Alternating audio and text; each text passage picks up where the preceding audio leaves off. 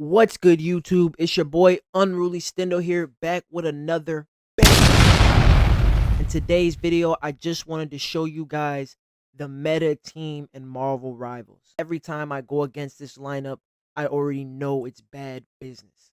This team isn't going to work for just anybody. You have to know how to play the lineups. You have to know how to play the characters. I will also say that the recommended lineup for most characters or for most teams, not every team, but most teams, is the two vanguards, the two duelists, and the two strategists. It's the recommended lineup. It works the best. Now there are some lineups that you can run where you only need one strategist, and you can run three vanguards, but you have to be real specific with the characters that you're choosing. We're not going to waste too much more time. I wanted to make this quick video. I'll start this off with Cloak and Dagger as one of your strategists. Now, I will say this lineup does have two strategists, two vanguards, and two duelists. So that's just the best team. Best team, in my opinion. But Cloak and Dagger, we're going to start off one as a strategist. I'll, dive a little bit more into why I would want, the Cloak and Dagger on my team once I get a few more of the characters, in there. Second character, definitely a Doctor Strange as a Vanguard. This Vanguard is overpowered, and if you really know how to use him, like I'm telling you, you can get some easy kills or get your team some easy kills. For the third character in the lineup, Groot. Groot. I don't know why they don't be showing him this much love. Groot. Get Groot up here, man. You need to have Groot in here, though. These walls are really like a hindrance against, against your team when you're trying to press. You If you know where to put the certain walls, that if you know where and how to use Groot, this character is game changing. No cap.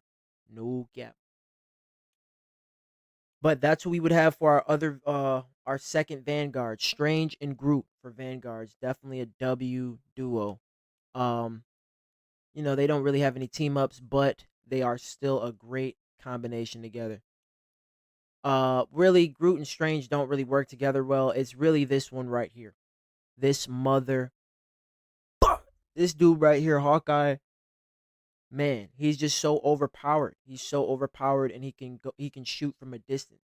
This would be a good teammate with the Doctor Strange.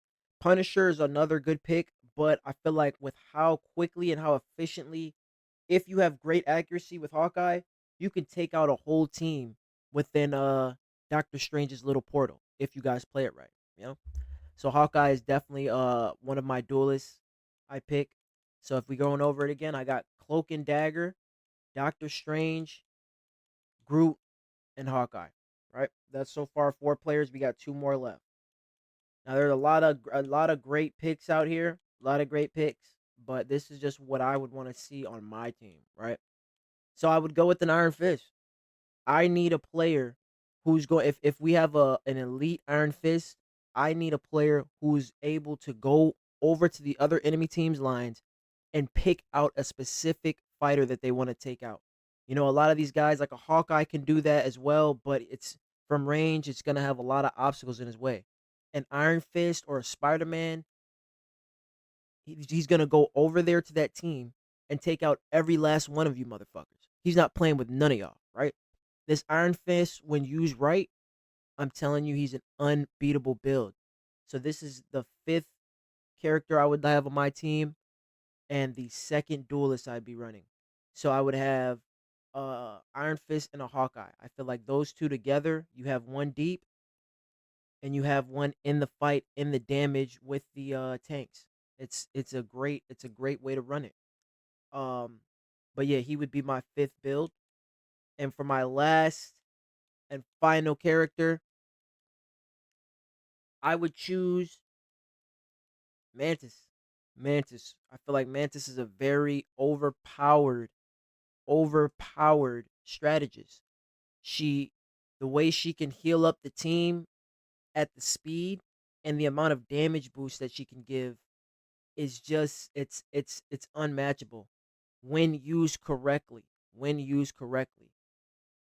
When a Mantis is used correctly, typically she can go for I mean, 30, 40 assists. She can have more assists than the team has kills. You know what I mean? When she's used correctly. You just got to think, like, if she's giving some of the tanks these damage boosts, who's stopping a tank with damage boosts and that's being healed?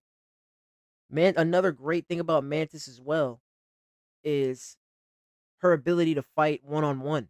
Like, she can do a lot of damage herself. She can take somebody out herself. And with powered up with a not powered up, but with teamed up with a cloak and dagger, if these two just stay in the back, these both of these two can rack up a few kills themselves, just healing each other.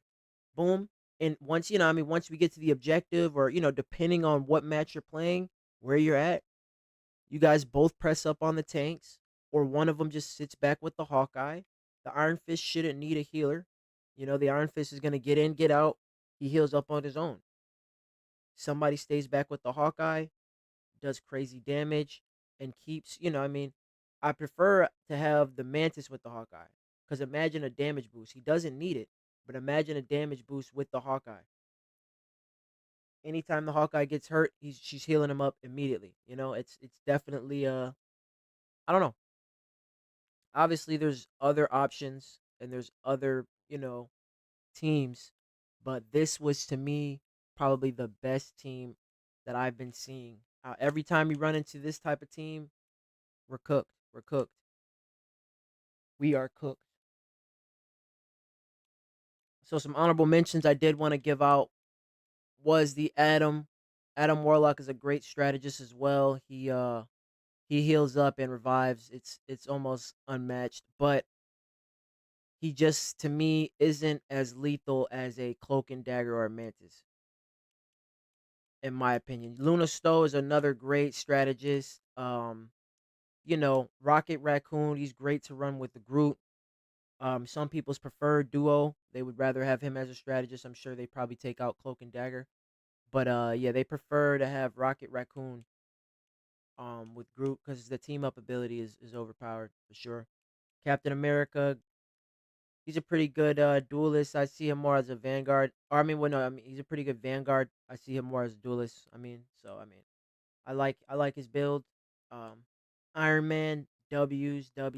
He's if you have an Iron Man on your team, it's somebody that you definitely need.